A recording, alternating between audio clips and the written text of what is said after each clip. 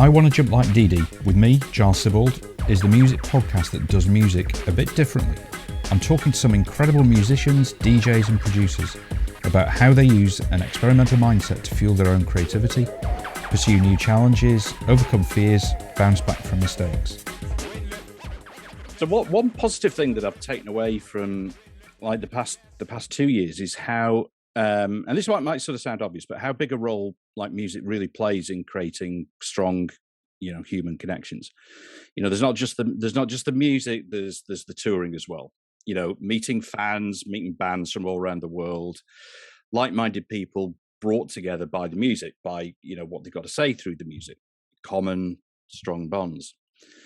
And I'm saying all of this because I first met my guest in 2017 when she came touring from Australia with her band at the time, The Mismade, and they were en route to the world famous Rebellion Festival. And we saw each other in, kind of subsequent years before the C word, and then bam, that was it. The C word? The COVID word, yeah. Oh, yeah, right. I'm not okay. allowed to say it. And this really kind of like reminded me of that wedding present song, You Should Always Keep in Touch with Your Friends. Yeah. And I think maybe, just like getting another year on the clock is just making me all kind of misty-eyed. And I have no real idea now where I'm going with this, so I'll just kind of zip it and welcome our guest, who is back at us with even more important things to say through her latest project, Raising Ravens, and the fabulous latest EP, In My Room, which is really sort of full of her trademark harmonies, bang on guitar, and massive production. So it's big virtual hugs and welcome to Jess Finlayson. Jess, hello. Great to see you again. Yeah.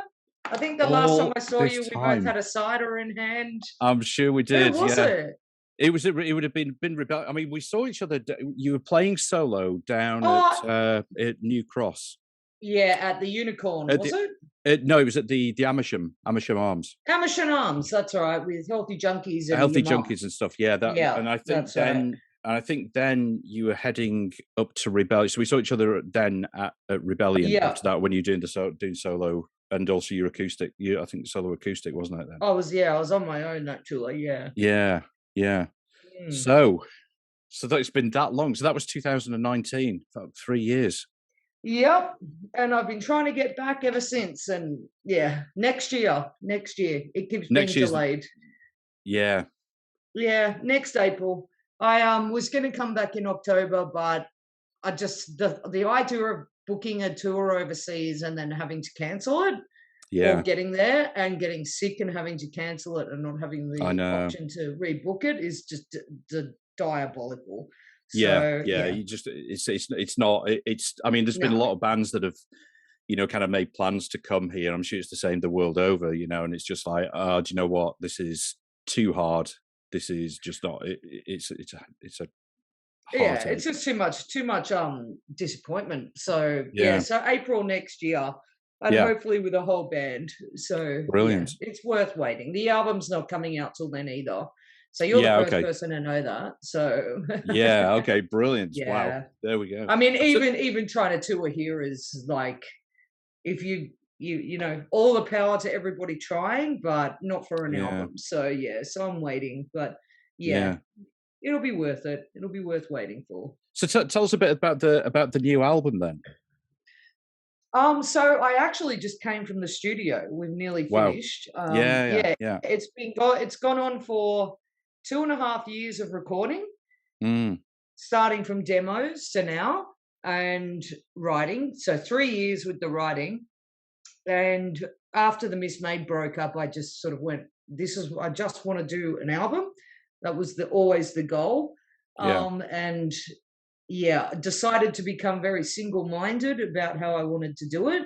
Got lots of different people involved, all my favorite musicians and stuff, but really wanted to get what I wanted. So, I'm happy to say that I feel like I did. So it's been pretty full on. Like, we've had lockdowns and, everything. We've still managed to pull it together. So, it was more like bunch of songs, write, demo, get everybody in, then more songs. I was going to put it out this year. And then we got locked down and everything just went to the shit. Like my area, I was in one of the worst hit areas where for 4 months, we were not allowed to leave our house past 9 o'clock. We had choppers over our house every night. My dog has PTSD from the choppers. Like, what were the choppers doing? Well, like monitoring what you're doing. Monitoring what you're doing and making sure that every single night. So, wow. Yeah. I mean, they didn't catch me sneaking out and going into the studios. But yeah, so that's how we managed to do it. Oh, the truth comes out now. Yeah, Christ almighty. The studio was 500 meters past the border. So I was like, we sneak in and we're not allowed to record, but you'd walk in and you'd see people at their outside gym, no masks on, nothing. But for some reason, 2 people who are in a room who are not sick, who are fully vaccinated, aren't allowed to do what they like. Do what they like, yeah. Weird. So I'm sorry if I swear, but no, it's fine. No, it's fine. No, it's totally fine. That's where your CIA training sort of came in handy. Is it sort of like this like subversive, kind of treks over to the studio?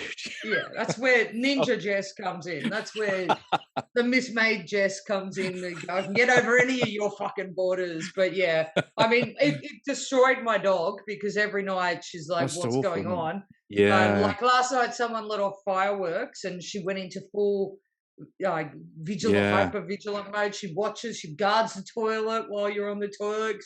Jeez. I don't know what her past life was, but it was pretty fucking hardcore. And she checks me, she checks my mother, she checks every window. If you go to the toilet, she stands guard, and I'm like, oh.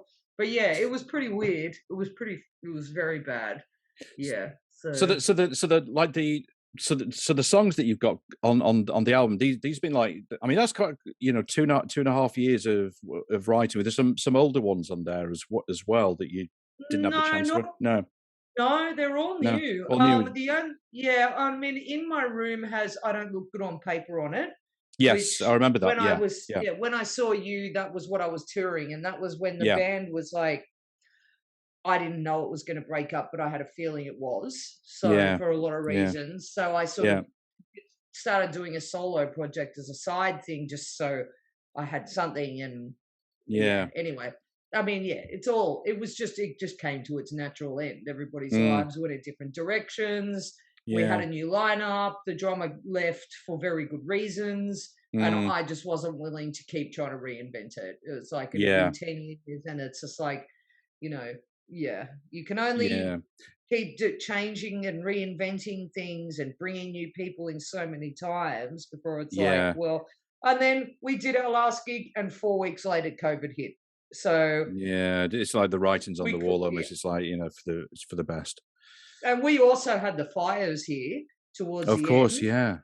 So we couldn't really go and it was like everything is telling you it's time to let it go. So so that I Don't Look Good on Paper is the only kind of one that's sort of already been done. But I mean, I started writing it just before the lockdown and just kept doing it, and it was the thing that kept me sane. And I bet, did you know that it, like a solo? I mean, I know you've got sort of band members, but I mean, I think I'm right. It's essentially like a solo project. It is a solo project. And you knew that it was kind of like after the band, after the Mismade, that you wanted to go solo. That was the. I wanted to do an album. Because I've been trying to do that, and although we did that with the Mismade and it was good, it was 2 different songwriters. And I wanted something that had a thread. My producer Lachlan has a massive part of it. We've known each other since we were like 19. We've been working together for years, and so many years bands have come and people have gone, and he's like the consistent. It had a lot to do with the creation of the songs. Like I wrote the songs, but and then we would just give them to people, and then everyone contributes their thing. But I mean, ultimately, it's a solo project. And I mean, I have to say that. I have to say. Sorry, no, go on. I think sometimes you have to get what you want, and the only way to do that is to take it on yourself. Like, you can't rely on other people, or expect them to be responsible for you getting what you want. And that was why. And COVID, for all its fuckery, kind of allowed for that to happen, because that's all you've got. Like, I mean, in a way, did kind of COVID, sort of help you, in a way, kind of decide what you wanted? Did it sort of like make it clearer? Yeah. Well, there was nobody around. Like, there's no interference, there's no touring, there's nothing, and all you've got is your own imagination. So, I mean, after the Miss May broke up, it was weird, because I was like, I'd already decided I was going hermit mode for at least a few months, because I know, like, I've been in bands all my life, and I know, especially a band like that is like, maybe not the biggest band in the world, but it's certainly encompassed a lot of things and a lot of people. And I just decided I'm going into hermit mode, because I don't want to tell people why. I don't want to explain it. I don't want to talk about it. It's just totally. And then 4 weeks later, it was we're in lockdown. So guess what? You can't go anywhere anyway. You can't go anywhere. So I made the right decision. I mean, that's it. I mean, I guess it's affected everybody sort of differently, and it's right that after that length of time, it sounds right that you just like, okay, I just need to take myself away. I have to do anyway. So fuck it. I'll just make the most of it, and make the most of it, and then see what see how I'm feeling, see how my mind kind of works. I mean, I've got to say that, like, the production in my room from Lachlan, I think it's outstanding. Yeah, he's amazing. It's just brilliant. I just left him in the studio about 2 hours ago, and he looked like he was deeply engrossed in. I'm like, dude, every time I leave him, I'm like, I can focus on things for a long time, but you're off the fucking Richter scale. Like, he doesn't even hear what you're saying. Like, he's that focused on what he's doing. And like, yesterday I went in there and I was like, oh, so we've got 4 songs. He's like, 4? Isn't there 3? I'm like, no, dude. It's a fuck. Yeah. So I just go in there and just listen and make sure he's all right, and make sure he hasn't gone crazy or anything. Gone crazy and stuff. Yeah. So I mean, listening. I mean, like somebody like him. I mean, what have you sort of personally learned from working with somebody like him? He's like my brother. We've known him, like, he worked on my old band Nitocris, and he's worked on most of the things I've done. But I don't know. It's rare you find people who you can just do your thing, be yourself, and you both contribute your thing, and it's never personal. It's always about the music. And I think me and him have that same thing, where it's like, we both want to succeed, but ultimately it comes back to the music, and it's got to be perfect. And I don't know. I just love it. He's gonna 3 weeks will pass. I'll be, hey man, I got some new songs. Guess what? I'm coming back. Have you emerged from the cave yet of doing those 4 songs I left you with on that Friday evening? Oh my god, he can take it. Yeah. So I mean, you mentioned about Nitocris, which if I'm not mistaken, you were kind of like a teen when that band started. Yeah. Well, so we formed in high school. Yeah. The band itself formed in high school, so we were 13. Myself, the drummer, the other guitarist, and the bass player, Andy, Sarah, and Kira. And then we decided at the ripe old age of 15 that we were going to be serious. So we advertised for a singer, and we got Morgana, who was 3 years older than us, and it just exploded. Like, I don't know how we survived or whatever, but it lasted for 10 years, and we just, lived out our dreams. And how did it all sort of, like, going back to when you were a kid, and kind of like what sort of influenced you, and what inspired you to, at that age, to sort of pick up a guitar and Well, I mean, we loved music. Like, we loved music, and all of us. Like, I was raised by hippies and people who listened to everything. My dad introduced me to Black Sabbath when I was 4, Right. Yeah. We were lucky enough to find each other at high school, and we were like, Yeah. heck, there's no all female. Well, there wasn't when we were there, what we could see. I'm sure there was, and there are, but more so now, or have come to the fore in the last 20 years. But there were no really heavy all female bands, and we were partly motivated by the fact that we wanted to play music, but also motivated by the fact that we wanted to stir shit. We were very, very good at it. So yeah. Was that something that was that something that you kind of like? Was that something that you like? When you, I'm always interested, like in kind of like those sort of formative influences, and obviously you say you were, your dad introduced you to kind of Black Sabbath, so from a music side you kind of like had that kind of intro, like what sort of friends did you kind of like hang out with or kind of gravitate towards? Everybody. We were all stoners and skaters, and Nirvana was out, and people didn't have phones, and we were sneaking into bars and clubs. We snuck in to see Tumbleweed and the Lemonheads when we were like 14, and things were different then. Life was good then. I mean, it's still good, but it was a different thing. You didn't have all the distractions you have now. You only had yourself and your friends and what you made of it. So there was a lot to influence. You had to go looking for trouble. But what did I mean? How did you how was it for you getting gigs and stuff like that? I mean, did you sort of come up against sort of obstacles? Did you find it sort of fairly easy to get playing? No, we were lucky. We had a friend of ours, Marama, who managed us in the beginning, and she got us our first gig, and then we were spotted by another manager who he happened to be walking past the bar the night his child was born. He walked past, saw us, and then got a phone call that his kid was about to be born.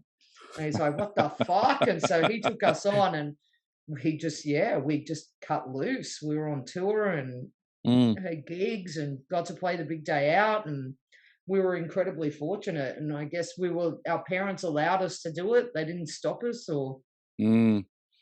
I was going to say, did you all sort of get, kind of encouraged to sort of carry that on? And oh yeah, totally. Yeah. I don't know. Our parents just didn't care. They were like, go for it. Just go for it and do it. I mean, they found out. Eventually, the industry found out we were underage, so we had to have our manager was our guardian at gigs, and didn't stop us, but. Yeah, and then kind of like after that was Fireflies, right? That was the next one after. Yep, and that went for 5 years, and then we disbanded, and I went solo, but it wasn't really what I wanted. I didn't really know what I wanted. It wasn't how I wanted things to be, and then so that sort of that morphed into being the Miss Made, and then it was more, what it was, and then I haven't stopped. Haven't stopped with it. Can you hear my dog and my cat? I could, yes. They do every time there's an interview. They come out and they do this. It's Cyril and Brown, who you would have seen on Facebook. You're not famous. They're trying to get famous. Brown. Come say hello. Come on. Oh, come on. Come on. We got a guest. Brownie, come here. No, she's just being a dickhead. She's just playing around. Just playing around. They're just fucking around. They want, I don't know what, they want something. They always want something. Yeah. So did I see that you did you played with Jill the other night, Jill Jackson the other night? Yeah. It was really cool. Really cool. Yeah. Gig. Jill hadn't played a gig in nearly 10 years. Oh wow. And how it happened was in January we were meant to do the launch for In My Room, and our bass player had just started working in aged care, and that was when the government decided they'd let it rip here. So suddenly we went from 1,000 cases to 25,000 cases a day. I Oh was my like, God. well, she can't do the Yeah. gig. Like, she had good reason for not doing it. And I was like, well, I'll just make it into a crazy variety show. So I rang Jill and I'm like, hey man, you want to get up? And me and Scotty, who's playing with us at the moment, he's playing with the band and on the recording for the last 3 or 4 songs. Me and him had to pull it together to Wow. do that thing with just a drummer and a guitarist, which was pretty fucking weird, but we still pulled it off. We're both still laughing about it because it was kind of a hot mess of a train wreck that was still good, but you got to make the most of what you got. And that was how Jill sort of came in, and I was like, you want to do another gig? And yeah, so it was fun. It was fun. It was a good vibe. What did that sort of feel like going back to that after sort of such a long time? It felt completely normal. Did it? Yeah. Yeah. It's weird, isn't it? Yeah, it is weird. I mean, we've seen each other a couple of times over the years, but we haven't played together in 15 years. Yeah. We both did our own set, and then we played together at the end, and it was very good. It was really good. I enjoyed it thoroughly. I still have a smile on my face from it, and the crowd was really good. It was full, and everyone was wasted, and yeah. I remember, like, I got I lost, like, my best friend when I was at school. I sort of lost touch with him for probably double that, probably about like 30 years or something like that. Just one of those things, and like often over the years I'd sort of thought about him, and I'd no way of really getting in touch. And you start to, like, as you get older, start to sort of regret it a bit, think, then I started to look at myself and like, what, do I lose touch with people too easily and stuff like that? Because when I got back in touch with them about 2 years ago, in fact, just before COVID, actually. And it was like you said, it was just like, we just went straight back into it. It was just like we were kind of 18 again. Yeah. Just like we never kind of lost it. Totally. Yeah. It's just like, that's the same with me and Jill. We went through a lot of shit together, and yeah. Nah, it's good to have her back. We'll do another couple of shows later in the year. It was very good. We're both really fucking loud singers. So it was, and that was our thing. That was the thing. And yeah, it felt good to sing with someone so loud. Little pocket rocket. She's not very big. She's not a fucking loud voice, man. So good. So good. It's like, good competition. You know what I mean? Like, yeah.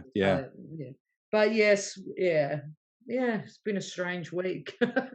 How like, I mean, over kind of, well, not just sort of over lockdown, but what do you for your kind of songwriting and sort of creativity? I mean, how do you kind of keep keep that creativity going? I mean, do you at times when you just like thinking, fuck it, there's nothing in the tank now, or are you just always, is it just always there for you?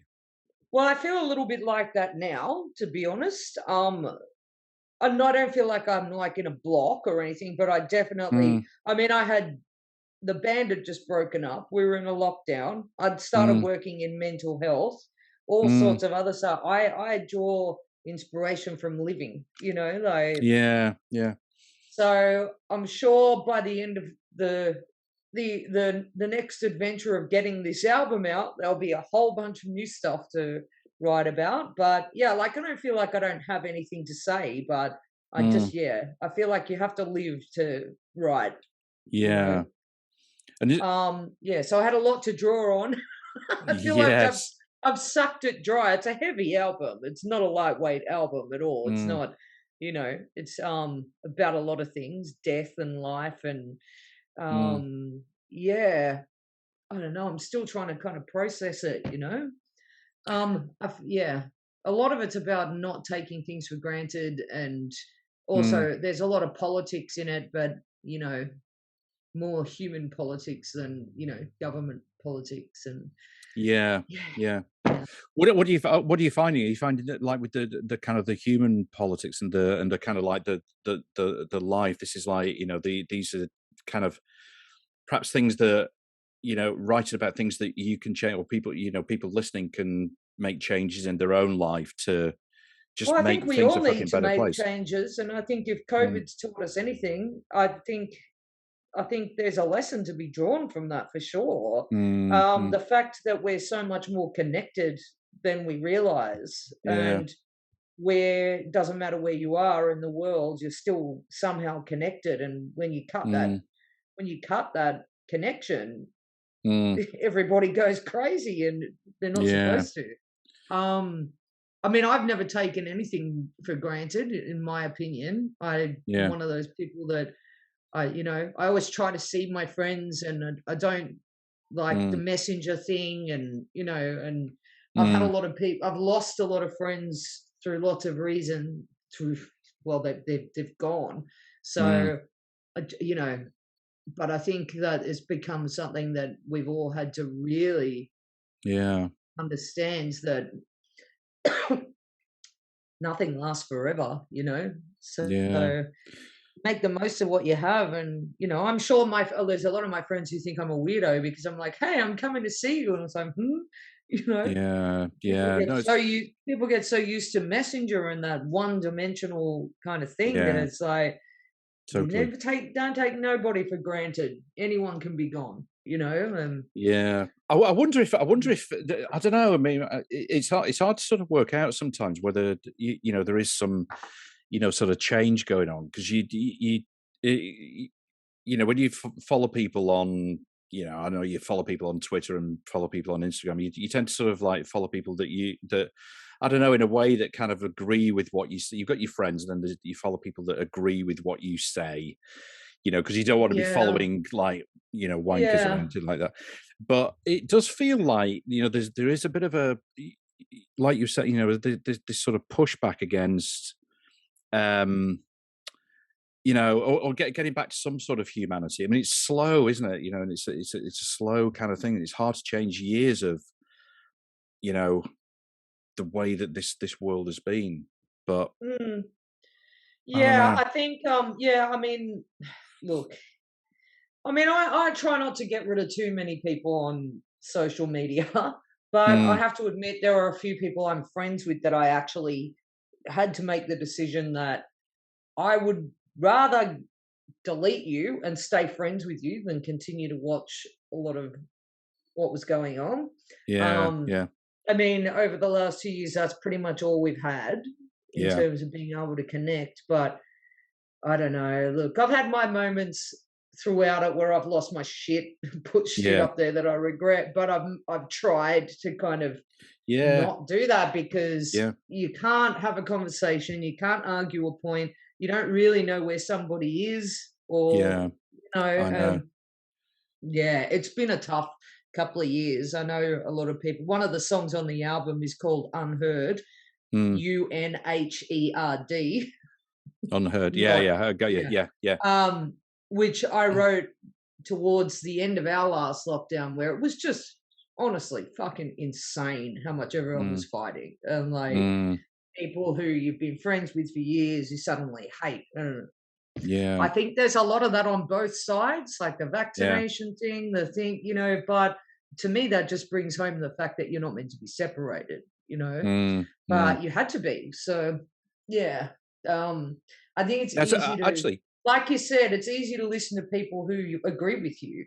And like that's what the song's about, because we're not all going to agree. We're not all in the same situation. Like I was locked down, I still had a job. You know what I mean? So I had a job that I could do here. I live in a big house with a yard and my pets and my cat. I live with my mother, and I'm not ashamed of it either. No, totally. But I had my family and I had a job. You know what I mean? So no matter how shit it was, I had a few moments where I was like, man, I'm going to fucking lose my shit if all I can do is walk around the block. But still, it's nothing compared to what a lot of people say.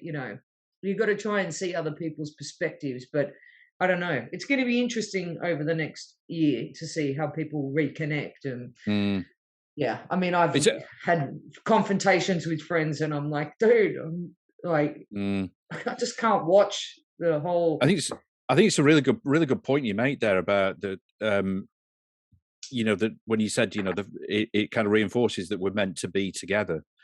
Because like, as humans, we're kind of social animals, and we sometimes, I think that's a really good point. Sometimes we sort of forget that and lose it, and almost like sort of think you're either this or this, and it's like there's nothing in between. Well, of course there is. There's everything There's kind of like in of between. everything in between. It's just everything, and when you can't be together, that's what happens. You because we like human beings, we sort of compartmentalize things. It's like with like genres in music, like when you go into a record store and it's either in the blues section or it's in the rock section or it's in the hip hop section and stuff like that. And nowadays there's so much more kind of like crossing over. I mean, you for example, with let's take the Mismade for example. You kind of crossed over between the sort of the rock and punk.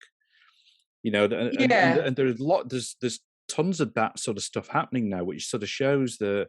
I know that's like it's going away from the point, but we compartmentalize things, and I think that's what we've been doing when we haven't been able to be together. Well, I mean, that also, most of your communication is it's not written down, it's non-verbal. You can't see people. You just, you can't. Like I said, like in the last few months, I've, got a few new friends and stuff. Well, they're not new, but now we're able to hang out together and we live together in the same area. It's like, you never take for granted the fact that you can ring your friend up and go, hey, come over for dinner. The next minute you're on my veranda listening to fucking God knows what drunk on a Thursday night. You can't replace that. You cannot replace that. Yeah. You don't have that kind of connection, and it doesn't matter if you agree or disagree with people, but you can never really know somebody else's situation, I don't know. I try to be fair. I mean, look. Yeah, it's a huge topic. it's a massive topic, isn't it? Yeah, it really is. I mean, like with the, I'm also like interested in, we have like the things that influences like the big things. There's obviously kind of people, but also like you kind of where you live, your kind of like environment, 100%. So for you, like the city, I mean, irrespective of whether you live in the city, but that kind of connection to the city. I mean, what do you think that has sort of given you over, in terms of music? I mean, like, I don't want to keep talking about lockdowns, but let's face it, that's what we've been in. My thing is, I can handle being on my own. I don't mind being on my own. I'm pretty. I like if I have a project or whatever, or I have my pets, my dogs, I can handle that. But the thing I struggled with the most was not being able to leave and being stuck in the one place. I've been on the road since I was like 15, and I mean, when you talk about the city, like one of the good things I notice of being in this area, which I'm kind of out of the city, I'm not that far, but we're in a weird, very multicultural kind of area that's a bit outside of where everything happens. And I know that, like, it was funny with the lockdown because you go on your walk and you'd see all these people that you never fucking see.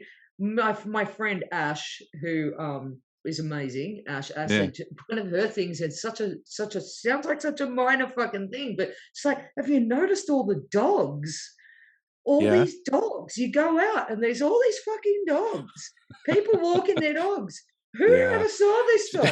Like, who knew? And like animals through lockdown as well, So there's like your city and your environment, but it's when you walk around and you kind of you're restricted to one area, you notice a lot of things and you see all these people, and like everyone became best friends with the guy at the servo, poor Joseph down the servo, who became everyone's counselor because nobody could go anywhere.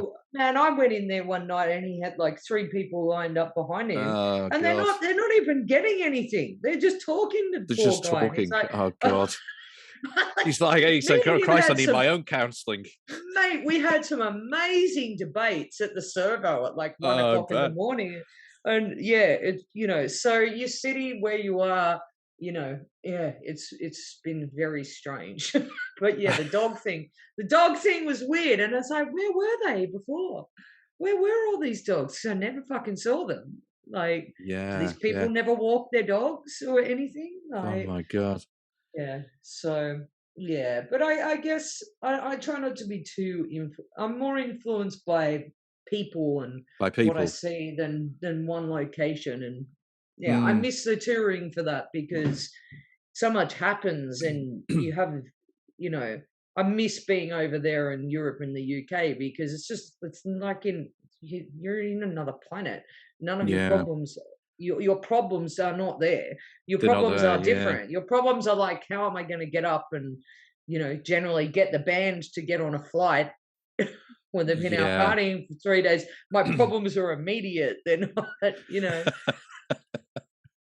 How do you like when you sort of come back from those sort of tours that are kind of like amazing? Where how do you handle it when you get back? Oh fuck! It takes weeks to come back. Does it? Yeah, Weeks. yeah. It takes weeks. Like you come back and the jet. I don't know if you've ever been to Australia. Never been that But far. No. the jet lag from here to where you are is brutal. Yeah, Like yeah. it takes me about 3 or 4 days to recover just from the body clock. Yeah, the physical But stuff. when you come back from a tour to here, it's really crazy because everything, you're so used to everything moving, and you know, you come back and you get this crazy jet lag. The first time I toured UK and Europe, I came back and I was waking up and I'd see my cat in my room, and I was like, why the fuck is there a cat in my hotel room? And where am I? Who are the? Oh fuck, that's right. Why everything's different color? But it's all worth it. It's totally worth it. But yeah, there's definitely a come down. You do get like a sensory deprivation when you come back because you're so used to everything's moving, and then suddenly it's just quiet. Yeah, I bet. It's pretty weird. Well, you said that you I mean, you've told me this before, that you work in mental health. Yeah. So that has that have you always done that, or done that for quite a while? No, I started doing that the last time I saw you. I arranged a job that I well, I mean, look, I have an honours degree in communications and I've been in a band for fucking 30 years, so I've probably got a better idea about mental health than most people do. But people, I've never worked in it, and when I was over there the last time, there was some family stuff, and I was like, I need to get a proper job. I'd done the certificate and everything, and I knew that that's what I wanted to do. And my friend gave me a job working in this in a day centre for people with mental health problems. And so I came off the plane from that tour, and then 5 days later started a job in mental health that I really wasn't qualified for. The best thing I ever did. Walked in, was like, fuck, what is going on here? The staff didn't even know I was going to be working there. I just walked in, I'm like, hey, I'm here. And out of pure luck, there was a band there. There was a singer, a guitarist, a singer, a bass player, and a drummer, all within the people we cared for. And so we built this band room. We started this band, and it was amazing. So but yeah, I've stayed in it, and yeah, I feel strongly about it. It's pretty hard. It's a hard job. I don't work with people one-on-one anymore. I do a lot of the admin stuff, so a lot of advocacy stuff, and you can imagine, it's getting worse and worse and harder for people. But it's good. It's good when you get the wins, where you get people what they deserve. It's good. Again, through the lockdown, it was very, very hard because I was working from home. So, and when we got locked down, we got all these new people out of the blue. I was like, fuck. So, but no, I really like them. It certainly teaches you that you have nothing to complain about. I bet. Yeah. Well, I don't. No matter how hard things have got, I have nothing to complain about.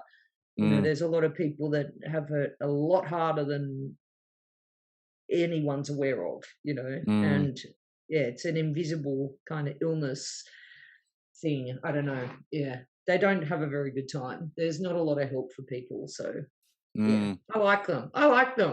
We get along.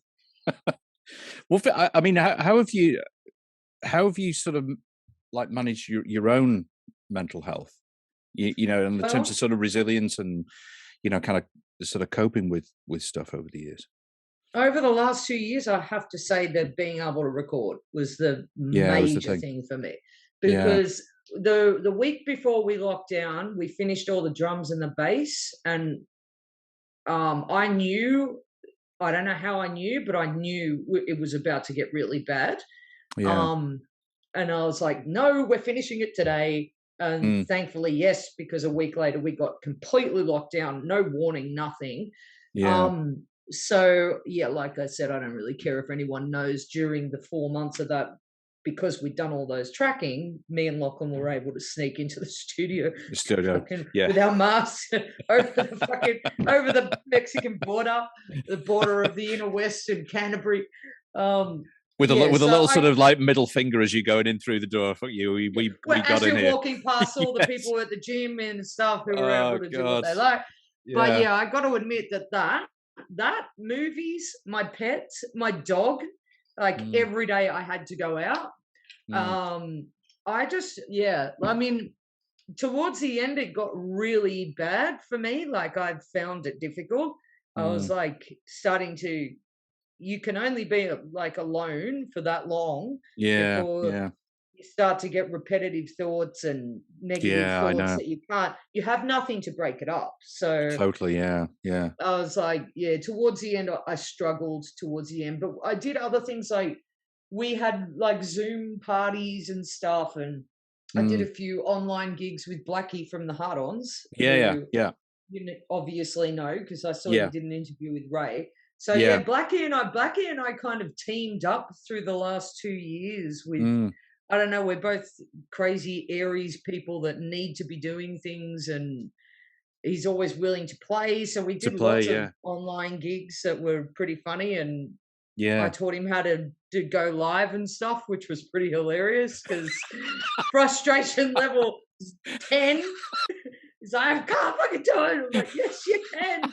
It'll be fine. So, just trying to stay connected with people, and I don't know. How did you?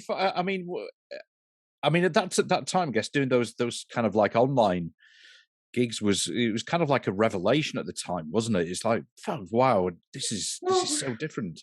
But now it's kind of like, Oh no, but let's be honest, nobody wants to do online gigs. No, it's fucking bullshit. If you think you want to do online gigs, you're crazy. But it was enough to keep people. It was going. enough, wasn't it? And it's to keep you occupied and have things to look forward to, and I think there's a lot of people like me and older generation that have got, I know how to do online stuff now. I learned how to make film clips. Made a film clip through it. I filmed the last recording session, and I was glad I did that, because I had enough footage to piece together the video clip for Malaise, which I don't know if you've seen, but so I just tried to keep myself occupied. And I think they really sort of served a purpose. I mean, I remember, like, I did this part of this sort of arts lab with amongst other sort of youth from Killing Joke, and we did this like back in between May and June, July. We did a couple of these sort of online festivals, running, kind of like about 18 hours.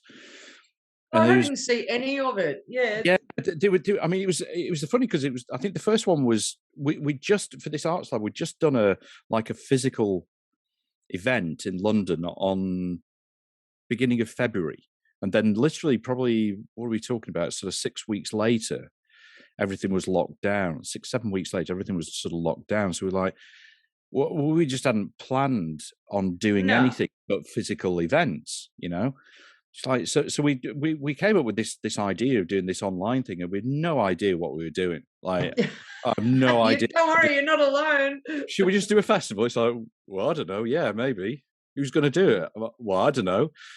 But it kind of worked, and we had like there's all these different things, like sort of chats like this, and there was sort of, then in the evening there was sort of DJs playing where they got their setup at home, and they were just doing these DJs, like an hour DJ set. He was out in Spain, did one from his recording studio in Spain, and it was just unbelievable. And and then it was just like, it was just such a different thing. It was just like, wow, I can't believe we did this. Yeah. It's crazy. And the funny thing is, no one will ever do it again. So, No, it's like, no. okay, well, people, should we do it? Came to like September where here in the UK things started to open up a bit. So it's like, nobody's going to do it. No, nobody wants to do that. But like, if it keeps you going and you learn some new skills and, Yeah, totally. Yeah. you make the most of what you got, I say, I sort of learned how to sort of post some stuff on Facebook and how to get it wrong, and then have to sort of delete it and think, oh shit, that's gone wrong. No, that's not that one. And then there's people saying, I thought this was on at this time. It's like, oh my god. Yeah. Oh look. Yeah. Well, hopefully we're at the end of it, I'd say. Yeah. But... yeah. What's this? I mean, so for you, kind of gigs are coming back now, and you've done a few, hopefully more coming. Yeah, so we have like 1 gig a month for the next couple of months, which is the way it's worked out, but it's also strategic on my part because like every week somebody gets sick. Yeah. So I'm not going to be booking a tour until the end of the year because I already made that mistake last year. And like having to postpone and cancel is just bullshit. So so there's gigs coming back and everything. I mean, we're about to hit winter here, so I guess we'll see. But we won't get locked down again. It's every man for himself now. So, I'm surprised I haven't. I swear, like I said, I think I'm immune or whatever. Yeah. Partying too hard in too many shady places. You've already got that immune system. You got those antibodies that you built up over the years. Some of the viruses I caught in London, I thought I was going to die. So as far as I'm concerned, I already fucking had you funny syphilis and your fucking COVID and I've mutated to adjust to the news. Brilliant. That's great. Terrific, Jess. Wonderful. I will let you get on with your Friday evening. Indeed. It's really good to see you. Really great to see you. Really great to see you. I'm so glad that things are kind of, the album is kind of finished or getting towards finish. You're going to be getting that out there. Yep. And then coming back for tours as well. I can't wait for it. All right, cool. All right, darling. Perfect, Jess. Wonderful to see you. Thanks for listening to the show, and I really hope that you enjoyed it and that you'll tune in for the next episode. In the meantime, it would be really awesome if you could rate and review the show and also share it with any friends who you think might enjoy it.